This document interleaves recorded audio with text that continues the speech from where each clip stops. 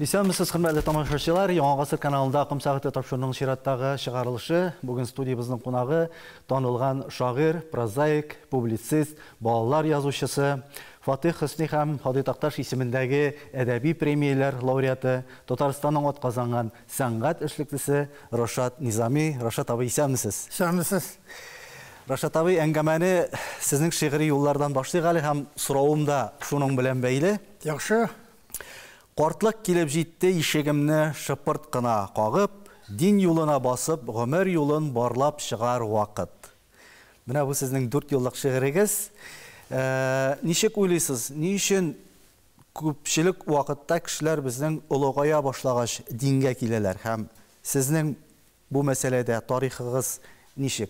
Сезнең дә улыгаю белән бәйлеме, әллә башка сәбәпләр дә булдымы? Менә яшь вакытта бит инде бик җилкенчәк буласың, әйме. Һәм әле тормышны төбенә төшеп аңлап бетерергә әле тәҗрибә җитмәй, әйме. Шуңа күрә ул вакытта әле аннан соң бит безнең буынны бит атеистик заманда, коммунистлар заманында үстерделәр һәм без диннән шактый ераклашкан идек. Ну хәзер заманалар үзгәрде. Әлбәттә, өлкән әйгәштен кешенең тормышта тәҗрибәсе арта, аннан соң тормыш бик катлаулы бит инде. Шуңа күрә авыр шакларда килә кешенең башына теге агач башыннан йөрми, адәм башыннан йөрүде бит. Кайгыларны, моңзарларны. Шуңа күрә олыгая барган саен кеше инде ничектер дингә якыная, Аллаһка якыная, күкләргә якыная. Һәм үзенә ул җан тынычлыгы таба. Bu onun tüp sebebi şuşudur diye bileyim. Lakin bugün min aytır edeyim. Ul tege mena cumga namazlarında bolsan, tögereklerde bolsan, meşitlerde bir yaşlarda bir küp kadar. Bu süyündüre turgan hal. Demek onlar indi yağa buğan. Onlar dininin kaderini bilip şoğa amtılıp kileler. Hem bu big motor küçetkiş bizim milletini saklar için, tuğan tilini saklar için. Tağım bir 4 yıllıkka iqtibar etəm, indi mənə şuşu temini devam etib. Ömür şovun tınlap qarar üçün kişilərgə qartlıq berilgən. Mənə qartlıq degəndə siz nindi kişini göz aldına getirəsiz. Qartlıq degəndə nindi yaşını göz önündə tutasız. Xalqda aytələr bitəli, şunday kişilər də var, tumas burun qartayğan deyib. Sizin üçün qartlıq ol нәрсә bilən anın bəyələnə? Çünkü bana yaş vakıtta bir romantik buldum indi. Bir jitiz olaydım indi. Turmuş benim için kıyaşlı günüydü. Motor indi. Biz bir soğuştan sonra doğan bu asır ortasında 1950 yılda. Hazır ben 74. yaş bile varam. Hazır indi turmuş tecrübesinde icatta bulsun, turmuşta bulsun, ailede bulsun, kişi ara münasebetlerdə bulsun, şoktay buldan deyip eyte olamıyım. Hem bütün kişi de şöyle deyip eyte oladır deyip bileyim. Şunu ise ben Danil Gıyniyatov'da. Şuna göre kortluk, yaş vakitte kortluk turunda bir nerse uylamaysan. Bu yaşlıkның bəxti. Yaşlıkның bəxti. Bir koşan benim yaş vakitte kortluk turunda uylağanım da bulmadı. Mənə siz, mənə kortluk kildi indi deyip koşan ayttınız özünüzge? Ben ana şiirdəki ne ettim, emi? Ben turmuşta hamanda 18 yaşlı yigitler kebek üzerine his etem, emi? İcatka batam. Motor kızlar kursam onlara aşık bulam, lakin bu mehabbet değil. Aşık bulu yaratı. Ol, mesela mehabbet degen bir şul kadar zor kılaşlayıbır, emi? Ol bir tabiat ke mehabbet, emi? Hatın kızga mehabbet, emi? Tuğan ilge. Tuğan ilge mehabbet, emi? Şuna göre kortluk Eytemiş, beni tizgine yollap alırga buldura almazdır şekilde. Ben köngülüm yaşını. Amin şulay bolup kalsın gelecekte. Mına şulay bolup kalsın. Siz beyt Qozan Dövlət Universitetinin Tatar Tili һәм Ədəbiyyatı bölügen tamamlagan kişi şulay beyt. Zamanında bir neçə yıl özünüzün hünərigiz boyunca oqtuşu bulup turmuş yolun, xizmət biografiyanızı başlap jiberəsiz. Biktau rayonunun Ulu Bitaman avulunda. Mənə bu yıl Rossiyada oqtuşular һәм ustazlar yılı bara. Şulay deyip ilan etildi. Şulay. Siz менә укытучы буларак, элеккеге укытучы дип әйтгәндә, яме укыткан кеше буларак, бүген әлеге һөнәрнең, мөгаллимнең, остазның дәрәҗәсе ничек бәяләр идегез? Ничек бәялиләр аны бүген? Менимчә, менә патша заманнарында һәм элеккеге елларда име офицерларның һәм хәрби офицерларның һәм укытучыларның авторитеты, абруйы, дәрәҗәсе бик югары булган. Совет чорында да укытучыларның дәрәҗәсе югары булды дип әйтәм, һәм бу дөреслеккә туры киләдер бу. Әмма ләкин хәзер укытучының һөнәри дәрәҗәсе күпмедер дәрәҗәдә планка түбәнгә төште. Ни өчен? Чөнки заманнар үзгәрдеме? Балалар бик күпне белә, компьютерларга кирип шумганнар, һәм телевизор, без бит телевизор карап үсмәдек. Мин кара тәлинкә менә мондай түгәрәк радио тыңладым һәм телевизорны бала чакта вообще күрмәдем. Без ләкин китаплы буын идек, китап шәм яктысында кирәк булса, юрган астында фонар белән кирәк булса укыйбыз. Агач башында минем куыш буладыр бакчабызда. Шунда мин куышта ятып, Тукай шигырьләрен укыйдыр, башка китапларны авылда безнең китапханәче Гали апа әйтә. Безнең авылда иң күп китап укучы 2 кеше бар. Берсе Хакимулла абзый, ул механизатор, үләп кара. Һәм икенчесе мәктәп баласы Рашад Низамиев дип әйтә торган. Менә шуңа күрә укытучының дәрәҗәсе ата-аналар ягыннан да бик зур хөрмәт кирәк. Чөнки баласын яклап, ул укытучыларга каршы нәрсәдер килә икән, бу инде бик ялгыш хата була бит инде. Укытучыларның дәрәҗәсен үстерү, күтәрү, минемчә хәзер әкрен генә барыбер үскә таба күтәрелә теге планка. Туган телне саклау мәсьәләсендә без еш кына Мәскәүне сүгәбез һәм аның рөхсәте кирәк дигән сүзләрне ишетәбез. Әлбәттә, бу сүзләрдә, бу тәнкыйтьләрдә дип әйтик, ризасызлыкларда хаклык бар. Мәсәлән, шул ук татар телендәге уку әсбапларын без Мәскәү аша раслатып алабыз, башка бюрократик киртәләр белән очрашабыз, шулай бит. Әмма шул ук вакытта безнең әле республика эшендә менә бу телне үстерү юнәлешендә үзебез мөстәкыйль хәл итә алырлык мөмкинлекләребез дә бар. Әмма ләкин без аларны ничектер тулы куәтенә, тулы көченә файдаланмыйбыз. Я кул җитми, я ихтияр көче җитми. Шулай түгелме? Яки кадрлар җитми. Яки кадрлар җитми. Чөнки монда кадрлар бүтән эшен хәл итә дип теге заманда әйткәннәр, һәм бик акыллы сүзләр ул. Кадрларда кирәк. Шуннан соң бу мәсьәләдә Мәскәүне сүгү бер хәлиме. Ләкин без бит үзебездә бик актив эшләргә тиешбез, ата-аналар белән дә, һәм җитәкчелек белән дә. Аннан соң район башлыклары бу туган тел мәсьәләсендә алар бик югары дәрәҗәдә борчылып яшәргә һәм шуны хәл итүдә бик зур активлык күрсәтергә тиешләр. Мин болай дип уйлыйм. Безнең хәзер менә сезнең фикерне дәвам итәм. Хәзер бит Татарстанда татар авыллары, татар төбәкләре бит районнары бик күп. Рус районнары алар сана бармак белән санарлык кына. Минемчә менә безнең хөкүмәт махсус указлар чыгарып тормыйча район җитәкчеләренең җиңелчәгенә тартып аларга шундый бер күрсәтмә яки тәкъдим, шундый эшлекле тәкъдим әйтсәләр иде. Мәсәлән, һәрбер район үзәгендә, югыйсә татар мәктәпләрендә дә русча укуга күчеп барабыз. Уят бит инде бу. Уяткан. Татар мәктәпләре ашарга яки гимназия ашарга һәм шушыны тәэмин итәргә укытучылар белән дә, дәреслекләр белән дә бу иң яхшы адымнарның берсе булыр иде. Ялгышмасам, моннан берничә еллар элек булды ул андый омтылыш. Шуннан да менә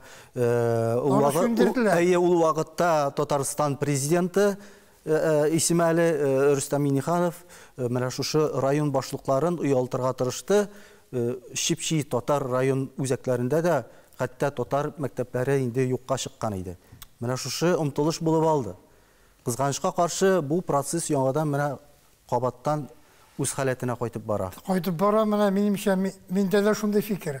Чөнки менә хәзер туган телне яклау мәсьәләсе халыкта әкрен генә халыкның аңына кирип бара. Чөнки менә сезнең телевидениедә бик актив эшли. Ул мәсәлән баш ваткыч дигән тапшыруда әйтик сезнең ком сәгатендә Рәҗәпованың yazmış degen, tağın bik küp oğlaq ilerimi. Mene bu bütün topşurular bir tuğan tilini nığıtığa hizmet ete. Min bik süyünüm. Hem bütün Dünya Tatar Kongresi yetekçiliginde teki halkım degenimi. Hem Tatarlar degen topşurular. Min onu kaldırmaz katırışam. Hem şunda min Rusya'da küp mü Tatarlar sivili bitken, toralı bitken deyip çok katamanıyım. Rusya Tatarsız yaşayılmayacak, hem yaşay olmaz da. Ende Tatarını, onda işlevşi bizim Tatar halkı üzerinin federal kazanığa küp mü küşün hem akşasın küşürüp bora. Şuna göre Tatar'a hürmet bulurğa yaşayım. Hem tuğan tili bizge hürmet. Yoksa tuğan tilge basım yasap onu 2 saatke kaldırı şu kadar uyatılı yaşayım. Onlar uyalı da bilmiyorlar. Ul gaz dumudakın mine nindi kişiler ultrayikenin şundan şamalıyız. Bir güne dit iştirikne eteyim hele. Avrupa'nın yerli halkı hem asıllı halkı turunda hartiye var. Onun programmasında mındı yıllar var. O sonra halklarının tilini soklarga, onlarını öğrenirge, hem okuturga, her vakit yerden biterge, hem şu aybirini her bir etapta temin iterge degen yollar var. Ne kadar akıllı sözlerime. Küp milletli Rusya için bu nastoyaşi küçetkiş bu şıpşanıyım. Lakin onlar bunu 2001 yılda mına şu Hartiye'nin programmasını Rusya imzaladı. Lakin ülep qarayıq. Devlet Duması onu rastlamadı. Bu fakat bitinde просто gajab hal bitinde. Raşatay, менә мин сезне Татарның вакытлы матбугатының аксакалы дип әйтәм, шын мәгънәсендә. Зур булды. Зур. Чөнки сезнең хезмәтегез дә зур. Ялгышмасам 1974 елдан башлап, башта сез Завод газетасында, аннан соң Татарстан яшьләрендә, аннан инде Ялкын, Казан утлары, Идел журналларында төрле вазифаларда хезмәт куйган кеше. Менә әйтегез әле. Qaysı basmada, qaysı şırda icadi yaqdan eng nəticəli үсешкә килгән şırım buldu deyip qaysı basmana ayta alasız? Mında kiştirip kine aytırga şeytin Onların her qaysının özünün kadirli jimişləri buldu Tataristan yaşlarında min eng birinci yaxşı məktəbini uzdum. Onun redaktor Cevdet Kalemulin bir yaxşı jurnalist. O vaxtda elə meni rahatlənib düzətken çoxları buldu. Hazır benim cümlelerini bir kimdə başlı düzət olmuş. Çünki men indi şu kadar şımarğanman. Cümleler bana havadan üzü matritsi bulup kilip düşerler. Men qağazga düşürüp kine baram. Şundan soň elbette Kazan otları benim için bir zor mektep buldu. Çünkü men nindi zor yazışlar bilen uçraşıp durdum. Onların romanlarının, povestlerin mesela Ayaz Gilazev'nin bütün eserlerin, romanlarını men okup redaksiyayla men takdim etüşü buldum. Büyükten hem baş redaktör orunbasarı bularak. Arif abini daimi, Nurihan Fettah Mirgaziyan Yunus tağın sonap kitabın bik kübindi. Onlar böyle aralaşım bana bik zor dert birdi, enerji birdi. Hem men onlardan bik zor sabah aldım. Onlardan her birisi tiş arasından ince sözlerini kuyup dura. Ülkenlerinin hem yazışlarını küzde tutup aytam. Sizin birinci şiir kitabınız sizge 30 yaşta nəşr etilgen, basılıp çıkkan. Hem ul çaqda sizni yaş şairlərimizin birisi deyip atıylar. Менә мин бүгенге буын шагыйрьләренә карыйм да яшьләргә. Аларның инде бүген 20 яшьтә, 25 яшьтә китаплары чыга һәм аларның яше яшәреп бара. Менә Моның берәр хикмәте бармы, юкмы? Моның сәбәбе нәрсәдә? Ни өчен шагыйрьләр дип әйтеп бу очракта менә яшәрә? Беләсезме, алар biz авылдан килдек инде, һәм бездә бераз гына тартыну, юашлык бар иде. Редакцияларга да беренче тапкыр кергән вакытларда без инде каушап кына, йомшак кына шакып керә торган идек. Булар шул кадәр үткен булар, русча әйткәндә боевой, алар bütün нукталарга, bütün кирәк урыннарга алар үткен рәвештә үтеп керәләр. Шуңа күрә алар Бу яхшы сыйфатмы? Бу бер яктан яхшы сыйфат, чөнки моның җимешләре иртәрәк өлгерә. Менә сез әйткән әйбер. Ләкин бу очракта бераз гына әдәп дигән нәрсәне дә саклый билсәк, бу шулай ук урынлы булар иде. Язучы булып формалашыр өчен, Рашид абый, сезнең әти-яни гаиләдә нинди дә булса орлык булдымы, юкмы? Әйтәләр бит, менә оясында ни күрсә, ачканда шундый булыр дип. Бер карасаң бит инде сез гади колхозчы гаиләсендә тәрбияләнеп үскән бала. Менә нинди ал шартлар, нинди тәэсирләр сезгә нәрсә йогынты ясады? Әдип каләм юлын сайларга. Минем бу турыда уйланганым бар. Һәм булай дип саныйм, минем язучы булып, язучы һәм журналист. Мин журналист дигән сүздән курыкмыйм. Язучы, журналист ул ике канат, мәгърифәтнең, әдәбиятның, сәнгатьнең. Шулай бит. Шулай. Шуңа күрә минем язучы һәм журналист булып китүемнең өч төрле сәбәбен мин эзләп таптым. Беренчесе, әгәр дә табигать талант бүләк итмәгән булса, фәрештәләр яисә күктәге көчләр, яисә Аллаһы маңгайыбызга бармагы белән кагылып китмәсә, берәү дә һәм мин дә язучы булып китә алмас идем. Табигый сәләт, самаролык дигән әйбер бар русча.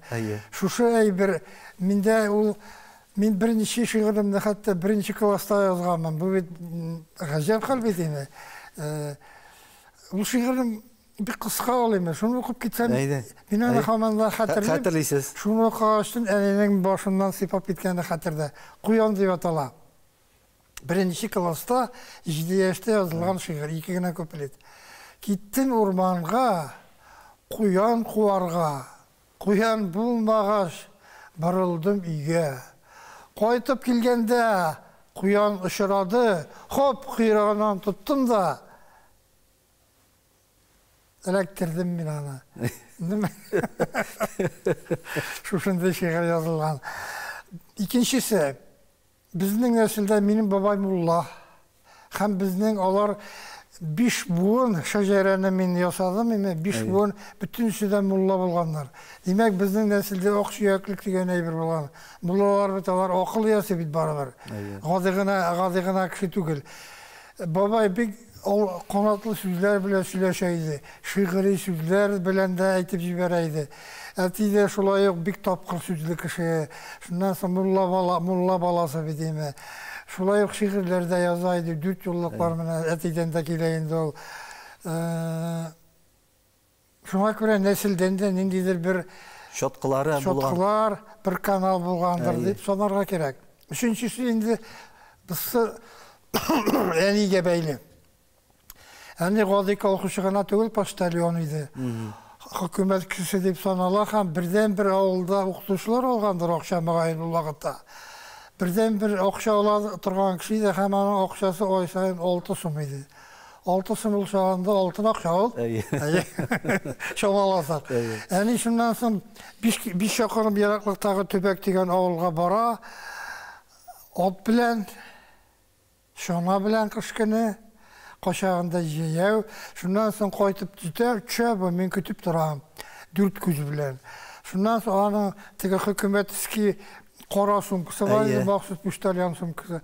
Şundan sonra şul qara sumkını ya idəngə, ya karavatqa qıyıb jibərə, tegəndə işilib çığa gəci jurnallar. Mənim in yaratqan jurnallarım yalqın həm Leninçi idi, Həzirgi Savantoy. Мен олар белән бик дус булдым. Аларга конкурсларда катнашып, җиңүче булдым. Беренче урынны Зәйдән кем ала дигән һәрвакыт Müdәрис Әгъләме. Мин икенче урында булам. Икенче, өченче урында тагын Рәшид Бәшәр белән Җиннур Мансуров та күренеп китәләр иде. Бу кешеләр хәзер бит зур язучылар. Менә шушы өч төрле сәбәп булды. Җитәме шушы? Җитә, шушы. Сезнең белән үткәрелгән бер әңгәмәдә Мөхәммәд Мәхдиевнең шундый юллары бар. Тормышында фаҗига кичермәгән кешедән язучы чыкмастыр дигән ул. Менә сез үзегез бу хакта ничек уйлыйсыз? Бик кискен фикер дип әйтәм мин моны. Чөнки монда бәхәсләшсәң дә була, килешсәң дә була. Чынлап та фаҗига инде ул кешене бөтенләй күңелен актарып ташлыйм. Аны әллә нинди зур фикерләргә этәрә. Бусы дөрес. Ләкин bu yazışı bulur için fazla mecburi түгел. Prishvin da şuşundayrak fikir etəm, Mikhail Prishvin. Bulaydı. Мен de şuna görə zor yazışı bulalmadım. Çünkü benim taramasımda fazlalar bulmadı. Yani misallar var. Tuta hazır. Ete bitirəm.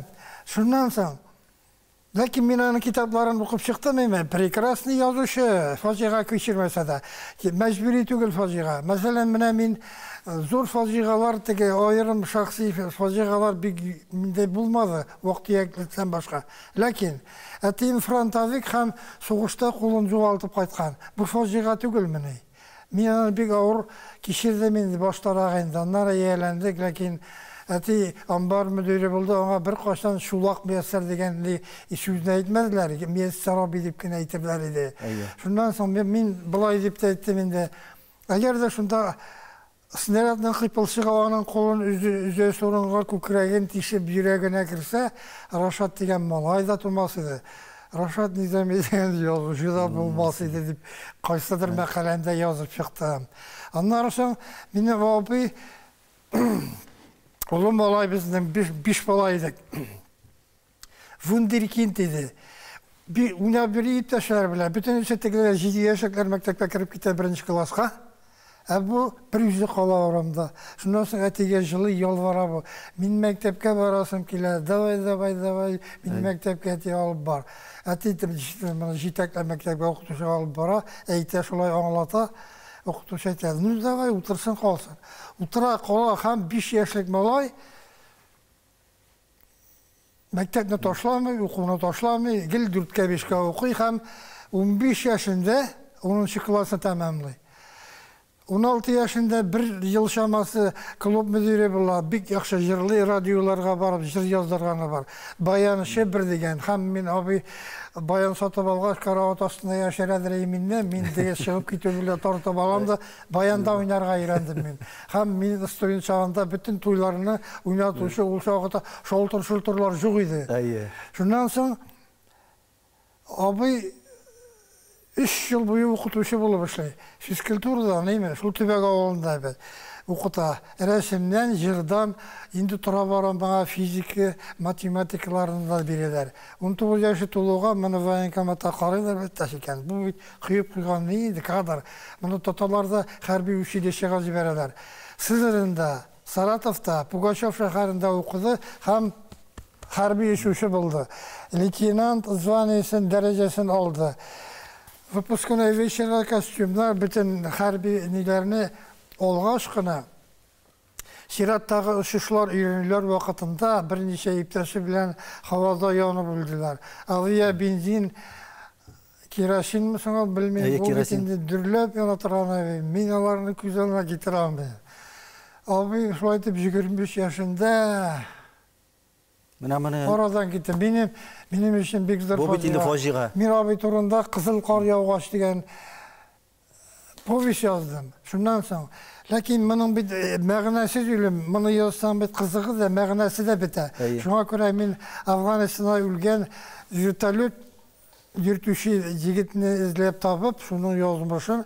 İkisini birge uğrayıp verdim. Edebi eser mi? Edebi eser. Avulda lişnik etesinin abiyan bir Afganistan'da bulmadı dedim. Meyten bu dokumental bir tukul edebi eser dedim.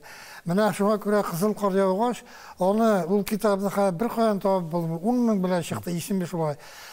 Şundan sonra Horos bir vakit, o vakitte direktör, baş redaktör idi bağay. Şunda bana çıkış yazı hem şunda ayta.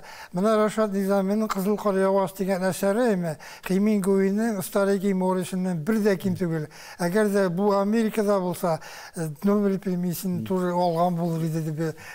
Bu şehri Kazan'da basılıp çıktı. Hop bilmedim. Şuna Mene proza turunda söyleştik bir ne kadar şair bularak Raşad Nizami özün tradisyon tüzük kalıptağı tügel rifmalı intonasiyası ahangı bilen lirik yangıraşlı kalem ustalarının birisi yitip tanıttı. Гадәттә бит менә шагыйрьләр бигрәк тә иҗатларының башлангычларында ниндидер экспериментларга юл табалар әйеме? Сынап карыйлар әйе. Сезне димәк, мондый сынаулар, мондый тәҗрибәләр шитләтеп үткән булып чыгамы? Benim elbette şunday sınık yollar bile yazılgan bir neçe şiirim var. Ak şiir diye beyteler indi alarmı. Ak şiir var bir neçe. Lakin bana var bir tüzük ritim bile yazılgan şiirlerde fikrini, felsefeni okuşuğa yetkiriyor joylarak şekilli, dürüsürek şekilli. Mene bugünkü yaş şairler, biz alarını yaş işitəbiz, yaş okuyubuz. Siz kabul etip bitire alasınız alarının icatını mene şu yönelişte diye beytik? Nişik var şulay kabul etem. Әйе. Kaybırların baktığım, kaybırlarına sıklanam. Hatta ok günleşip de koyam, ok günleşip bilen. Lakin İçinlerin odap durağa gerek değil mi? Kaşağında süz butkasına kirip batularda bar yaşlarda. Sirek mirekkine, Allah'a şükür. Bari bir yaxşı örnekler kübrek, meni bu suyundura. Demek hele bizning Tatar edebiyatı yaşayacak, Toğan tili yaşayacak, talantlar kileşecek edebiyatga. Mene birinci Tatar baletini yazgan kompozitor Ferit Yarullin. Birinci Tatarның məşhur kompozitorlarının birisi Salih Saydaşev. Mene bu şəxslər onlar indi bu ayda Tatar dünyasında tanılgan isimleri bilgili. Siz onlar turunda dokumental roman icad etəsiz, şulay bir. Onların şəxsinə, biyografiyasına müracaat etüge nersə səbəbşi buldu. Siz onlarını tağın mağarçı bilgili bulmagan, tamaşaçı bilmegen yoqların aşırığa tırıştığız mı? Nersə də səbəb? Sebep bulay. Min 25-30 yaşlar ortasındayım, şundi bir fikre geldim. Her bir Tatar yazıcısı, yüzünün Tatar halkının körnekli ulları turunda bir eser yazıp kaldırığa tiyiş. Şab bitimi. Әйе. Bunun misalları da bir küp. Musavet Habibulli'nin Kubrat Han'ın hatırligimi. Şundan sonra Gaziz Kaşapov'un hem Roza Tufitulova'nın Tufan, Hasan Tufan turunda eserleri. Ondan sonra Cevit Rahimov'un Batır Şah turundaki romanıyım. Tağın bunda İbrahim Nurulli'nin Tukay turundaki romanı. Bunun misalları var. Her bir yazışı yazırgatıyız. Ben şunu uylağandan sonra özümde nıklap uylana başladım. Mena da yazarga vakit, hem kim turunda yazarga. Men etergeç birde okutuluşum üniversitetaga. Edebiyat galimi Profesör İbrahim Nurullin. Hatırlasak, 70. yıllar ozağında Tataristan Kitap Naşriyatı, Moskov'un Yaş Gvardiyası ütkere turgan Жизнь замечательных людей деген серияны Татарчасын атаклы кешеләр тормышы деген нени башлап җибәрделәр. Аны башлап җибәрде Ибраһим Нуруллин Тукай турындагы калын гына китабы белән. Шуннан соң Ибраһим абый бер вакыт миңа бер 20 9 yaşı, 28 yaşlar vakitte Kozan uğramında şuraştık da indi. Şuraşıp gittik dünya halak fellerinde hem edebiyat turunda indi. Uzaktarak bu eyte bu mina. Raşat enimdi. Senin kalemin var, okup baram indi, iktibar etemdi. Sen bit bayan şikenini de bilemdi. Tuylarda da katlaştın, benimle jubilide de oynadın. Şuna göre müzikaga senin yakınlarında vardı. Allazi şimdi birer kişi turunda şu neşriyata başlandı biti. Anda bit yazarga kişilerini ezdirlerge kirek. Şimdi yazmazsan mekansin birer kişi turunda da. Meten min Ferit Yarolin'a turunda ulap yürüye başlaganım. Siz beni kanatlandırasız dedim. Şundan sonra şundan da dıklar işe tutundum. Bir katı min bitinde mahsus bilim üyesi değil, notlarını da bilmem. Lakin bir katı min okudum müzikal edebiyatını, hem bir müzikavetler bilen, profesörler, bilgiçler, konservatuar kişiler bilen şuraşıp şul kadar yüzüme mağlumat aldım. Hem Ferit Yarolin'i bilgen kişilerini min izlep taptım. Birincisi, Moskva konservatuarısında okutkan profesör Ginrich Litinski. Ул миңа бик күп әйберләр сөйләде һәм без аның белән хаталашып тордык, исәлекләр. Ул аны армиядан сугыштан коткарып калырга бик зур тырышлыклар куеп карый, ләкин сугыш вакыты таш өстенә таш өелгән вакыт име. Шуңа күрә аларның язган хатлары тиешле урыннарга барып җитмәй. Фәрит Курский тугасына китә аннары. Витебскә һәм ул билгесез, хәбәрсез дип 40 ел буе habersiz deyip yuvaldı deyip etisi ana oğulda kişisinde halk müzikantı Zahidullah Yarollin yılı yana gel sağlanıp kütüp dura. Lakin Mirseyit abinin tırışlığı bilen hem onda bir küp kişiler katnaşa men jeyilip durmayın. Bular bütün işi şu kitapta var. 40 yıldan sonra anın kabrini tabu nasip buldu. Belarusiyanın Vitebsk ülkesi Dubrovna rayonunda Tuhini ağılın azat etkende ol halak bula şunda anın Belarusiyada mine rahmet şükürü kabirlerini kazıp alıp kişilerini soldatlarını Relinki diyen memorial kuralar. Onda 70 yüzlegen kişinin mine şu plitede familiyalar yazılan şunda mermer plitege Yarollin F. Z. Ferit Zahidullahoğlu diyen isimlerde balkıp tura. Biz Tataristan delegatsiyası bardık. Mirseyit abi bile birge Tataristan tufrağın kabirine saldık. Hem onun bir üst tufrağın Mirseyit abi ap kaytıp gül oturtkan deyip bilem. Mine şunday. Ondan sonra kimlerini tağın aytıp gideyim öyle. Onun rota komandirini izlep taptım. Tuzca kolu yok. Arxitektura institutunda okutaydı. Ул миңа сөйләде. Менә дә блиндажга агачлар кискәннән соң төпләр кала бит әле. Шунда утырып бармаклары белән уйный. Теге грамм пластинка аша алмый, димме? Шуларны сөйләде. Мин аны да бик шаир кеше икән дип кабул иткәнем, аны музыкант икәнен баштарак белмәдем ди. Ул инде мактанып йөрмәгән, югыйсә карагыз әле. Balet yazar için, birinci Tatar baletin yazar için ne kadar bilim, ne kadar talant gerek, ne kadar tırışlık gerekimi. O orkestrada ondan artık oyun kurallarının müzikal ürülüşün, ahanglik ne tabargayımı, bir güzel talant, bir güzel baş, bir güzel akıl hem küpler bilen tutaşıp yaşarga gerek beyt. Ondan sonra ben anam birinci muhabbetini izleyip taptım Ufa'da. Resmi baraydı Mirseyit abi birdi. Yaş motor şiper kız. Emin bardım, ufağa hat yazdım da indadırsın tam. Bardım, şuraştık koydadır. Mektepteyken.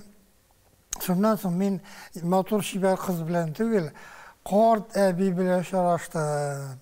Ol bana söyledi, yılı söyledim, bir yaratışkanlar, lakin ol birge okuyanlar Moskvada konservatoriyada şunda aralaşkanlar, lakin ol tavırşı üzülüyle tegenin nechiktir indi, salkın tiyip mi, koytup gite Ufasına.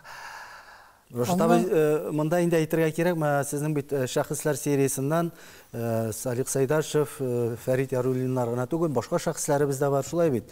Şulu Goyaz İshakini alsak, iki mehajir sizin eserigiz, birisi mehajir bizning Россиядан Түркиягә киткән Гаяз Исхакый, икенчесе төрек шагыйре Назым Хикмәт, Советлар Союзында сыйыну урыны таба. Ягъни мисаллар күп һәм әле тамашачылар, укучыларга җиткерәсе моңарчы әлегә билгеле булмаган фактлар әле күп. Шулай бит чыгарырга кирәк. Бик күп. Шуңа күрә менә мин әйткәнчә, татар язучыларына безнең зур күренекле шәхесләребез турында китаплар язарга мин моны хәзер бүгенге яшьләр эшләр дип уйлыйм. Чөнки без әгәр дә үзебезнең зур шәхесләребезне күтәрәбез икән, алар бит милләтнең дәрәҗәсен үстерүчеләр. Һәм бу бик зур хезмәт. Туган телгә дә бөтен татар тормышына файда китерәчәк. Менә сез инде музыкаль кеше, баянда да уйним дип әйттегез. Музыкаль термин белән әйтсәк, сез киң диапазонлы язучы. Әгәр дә инде шулай ук язучы, тәнкыйтьче Тәлгать Галиуллинның фикерен искә төшерсәк, ул булайдый, сезнең хакта әдәбияттагы барлык жанрларны да иярләгән кеше. Менә шундый бәя, менә мондый язучы дип әйтик, киң диапазонлы, барлык жанрларны да иярләгән әдип, ул бер башка өстен буламы? Ничегрәк ул? Benimçe bunu üstünlük bile beyerlesek dürüst bulmaz olayım. Noktanı kilip çıkar idi. O bir kungul ihtiyacından kilip çıkar. Mesela şiirde mesela koşağında şiirde etip bulmağanlayım hikaye etip yazıp bulayım. Povestlerim var benim. İki tarihi roman, iki kompozitör turunda. Şuna göre onlar janrlar birbirine kumaşa ütmüyor, birbirine tullandırağına. Bağlar için yaralı kirpi degen şiir kitabında çıkanı var. İndi alayga gitse, mene 5 janr biter. Tenkit mekalelerde büküp benim ayrım zihin tekitip işlerge balanı benim vakit yok. Mene tenkit mekaleler degenden, Raşit abi sizden bir neçə şunday yazma mekalenizni okudum. Siz anda менә тәнкыйть мәкаләгездә ул язучыларга дип әйтик, аларның әсәрләренә шуны бик сак кына киләсез. Маңгайларына бәреп әйтмисез, сукмыйсыз, ипләп кенә, җайлап кына, төрттереп кенә. Менә бу тәнкыйть барып җитәме, ул нәтиҗәсен бирәме? Менә шулай. Теге баштан сыйпап кына дип әйттем инде шундый. Минем тәнкыйтьтә Gel maqtağına tügüleydi. Yok maqtağına tügül, siz tənqidləgəndə də mənə başından qına sıypab. Çünki min kişini rəncitü yağında tügül. Kişinin kügülən sındırığa yaramayım. Yoxsa ağaç kılıç bile siltənüşülerde bir küp bular. Edebiyat tarixində Ruslar olsun, Tatarlar olsun, bir küp olar. Edebi tənqid məsələsində bir çox bulura gerəkən. Yazışının yüreği nibit, bik sizgir bit. Bik sizgir. Bik uvaluşan, vatıluşan. Tağın bir fikrini okup gitesem kile, mılsını Raul Fayzullin'nıqı. Raşat Nizami vatanperver edip. Ул дәртле, ул җитез, ул хисле, ул уйшан, аның язмаларында менә шундый сыйфатлар чагыла. Минем монда ватанпәрвәр сүзенә игътибар итәсем килә. Менә ватанпәрвәр язучы булыр өчен ниндидер милли патриотик рухтагы әсәрләр иҗат итү мәҗбүриме, юкмы? Ул мәҗбүри түгел, аны беркем дә сиңа көчләп такмый. Ләкин bu bir күңел ихтияҗы. Үзенең аннан соң язучы кеше үзенең халкы өчен, аның киләчәге өчен борчылып яшәмәсә, ул нинди кирәкле язучымы соң ул? Халкын булып яшәргә, аның рухын, аның бөтен язмышын һәм күңелен тоеп яшәргә кирәк. Академик Индус Тахиров минем соңгы шигырь китабы чыкты. Üstübinde yaşın diyene, şunu okup çıkandan sonra Şahri Kazan'da 5 bitlik makale yazdı. Hem isimin karasıyla milli şiirler bilen uğraştımdı. Benim vatan turunda, milli şiirler, Tatar turunda bir küp şiirlerim var. Ben onlarını okup bilmek isteyeyim, lakin bunda bitinde onun için ayrım bir oturup mahsus programma kiler. Şuna göre vatanperverlik ol yazışı için bütün yazışığa da kirek. Şul bulmazsan indi yazışı bulur mümkün. Hem her bir yazışının eserindeyim. Üst halkının yazmışı, Аның кешеләре чагылыш таба. Бу бик табигый хәл. Шулай булмаса име, ул аның әдәби кыйммәте түбән булыр иде. Менә мин сезнең сүзгә мәрхәбә исемле китабыгызны укып чыктым бер сулышта. Әйтергә кирәк, ул башка укучылар тарафыннан да зур кызыксыну уяткандыр. Кыскача гына әйткәндә, монда сүзнең әһәмияте, аның тәэсире, аның көче, аның килеп чыгышы турында бара. Менә бүгенге шартларда, бүгенге вазгыятьтә сүзнең көче, әһәмиятен сез ничек бәялисез? Бүгенге менә дөньяда барган вакыйгалар шаукымында дип әйтик. Бу бик зур фәлсәфи тема. Бу турыда трактат язарга кирәк. Һәм минем язылган, ләкин ул бер кичкенә өлеш кенә бит ул. Шуннан соң сүз диме, менә сүз диме тау күчерә ала. Шул кадәр ул құдіреткә ия име. Ничек итеп әйтәсең бит аны? Сүзне 10 төрле интонация белән әйтергә мөмкин. Мин яратам дигән сүзне бигрәк тә шулай. Менә бүген бит Рашид абый, дөнья масштабында әлдән-әле конфликтлар чыгып тора, шулай бит.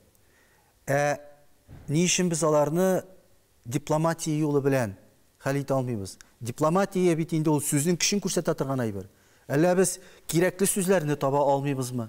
Әллә ул кирәкле сүзләрне әйтә алырлык безнең дипломатларыбыз юкмы? Мин төрле жанрлар белән язасы дәл Талгат абый әйтте, шуны басым ясап әйттегез бит әле. Мин менә фәлсәфи трактат яздым. Сез әйткәне бер, икенчесе язучылык хезмәте турында трактат. Андый хезмәт бездә юк, аны Батулла укыганда молодец ди. Син ди яңалак ачкансың диде мине. Ул тотып алып мактады. Шуннан соң иң беренчесе яшьлеккә хат. Трактат, 7 хат. Шуннан соң әле мин афоризмнан канатлы сүзләр язам. Минем инде ул 1000 ярымнан артып китте. Аерым бер кичкенә кисә китап итеп чыгарырга хыялланам. Менә шунда бер сүз бар, искә төштеме? Сугышны бер сүз белән башлап була. Сугышны бер сүз белән туктатып була. Сүз темасын дәвам итик әле. Сүз турында сүз чыккан икән. Бу сезнең шулай 4 еллык шигырегез. Әдип сүзен, китап сүзен әгәр кыса барсак, шулай без тагын бернинди дә кәттә игътисадлар коткара алмас илнең әхлагын. Менә монда инде сүз иреге, цензура турында күбрәк сүз бара. Сез иҗат иткәнсез эшләгән чорларда цензура ул ни дәрәҗәдә иде? Ул чыннан да иҗатка таяк тыктымы, юкмы? Сизелдеме ул? Мин Казан утларында эшләгәндә моның белән бик еш очраштым. Мәсәлән, кем әле? Хисамов фронтовик. Шуның романын басабыз дигәндә, җыелган нене куптарып алып ташларга, кыскартырга кушты цензура. Ни өчен? Чөнки штрафат җегетләр икән бу. Штрафат турында цензура язарга кушмый. Хәзер ярый инде, хәзер ярый. Цензура ул вакытта совет заманында цензура бик усал иде. Рәхимсез. Любой әйберне, әгәр дә совет идеологиясына туры килмәй икән, тәңгәл килмәй икән, уларны агач кылыш белән туракларга күп сорамый иде. Менә бу теманы дәвам итеп, тагын бер сезнең фикерегез. Үзгәртеп кыру җилләре ни әйтсәң дә сүз иреге бирде, безгә моны танырга кирәк. Менә инде үзгәртеп кыру җилләре искәннән соң да инде 40 елга якын вакыт узды. Әйеме? Шулай. Сүз иреге мәсьәләсендә алга китеш, артка китеш нәрсә сизәбез без шушы 40 елда? Минем шаяртып әйткән бер сүзем бар иде. Хәзер цензура бетте, әлбәттә, ләкин һәрбер баш редакторның менә бу күңел түрендә цензура утыра. Чөнки әгәр дә хөкүмәткә яисә өстәге зур түрәләргә яраксыз әйберләр чыга икән, газетта, журналда яки китапта, аны бит ишеннән алып атарга бернинди проблема юк. Шуңа күрә аларның менә утыра цензура шунда гына, цензура бетте үзе. Менә аңлаталдым микән? Икенчесе, Яроваяның пакетін білесіз бітінде. Онда бит әзгіне Россияны сүккен, яйсе хөкүмәт сәясәтен сүккен нәрселер болса, сені экстремист деп әйтәләр дә, башына қапсып киретәләр, хатта төрмәгә дә түртіп етіп кертергә мөмкиннәр. Менә шуңа күрә bir яктан цензура юк, икенче яктан әнә Госдуманың цензурасы имән ушкыра. Куркыта, күп кешеләр куркыта. Инде язучы, шагыйрь дип әйттем. Шагыйрь булгач, шагыйрь инде ул шигырь укымый калмый безнең тапшырда. Рәхим итеп, бәлкем берәр шигырегезне безнең тамашачыларга укып китәрсез. Күз алдына китерик. Әгәр Тукай безнең бүгенге көнгә кайтып төшсә име, нәрсә күрер иде икән, һәм безгә нәрсә дияр иде. Әйтер иде икән. Шигырь шул турыда. Бик кызык. Исемдә интригасы бар. Әгәр Тукай кайтып төшсә дип атала, мин аны кыскартылган вариантын укыйм. Әгәр Тукай кайтып төшсә бүгенге көне безгә, кулын куеп каш өстенә ни әйтер иде безгә? Сирелеп кайтсамы Тукай бүгенге Казанына, азык тапмый калмас иде үзенең язарына. Дияр иде татарымның рухы җисме тазамы, ничекләр соң дәвам итә алу сату базары. Кай патша идарә итә сез яшәгән шырларда, әлле көйләр калды микән сез җырлаган җырларда. Туган тел язмышын күреп кабатлар иде шуны, эй син дума, эшләгән эшең бумы. Кешелеккә ябырла супер глобальләшү, Ходай нигъмәтләре белән мәңгегә бәхилләшү. Яшәеш ватык куласа, бер әйләнә, бер баса, сугыш уйный илләр, дөнья канлы тамаша. Эй Тукайҗан, кайта күрмә безнең бүгенге көнгә, düşәр буласыбыз килмәй синең усал хөкемгә. Уттан алып, суга салып, пешекләр идең безне. Зарыбызны аңлаучы юк, білуші хәлебезне. Шигырьчеләр бик күп хәзер, сатирада юк шул синдәй махирләр. Дефицит бездә шагыйрьләр, синең кебек шах ирләр. Рәхмәт, Рашат абый. Эчтәлекле, матур, җылы әңгәмәгез өчен сезгә әле киләчәктә дә шушы иҗаттан аерылмыйча тамашачыларыбызны, укучыларыбызны үзегезнең фәлсәфи әсәрләрегез, публицистика белән, шигырьләрегез белән, балаларны шигырьләр белән сөендереп яшәргә язсын. Бик зур рәхмәт.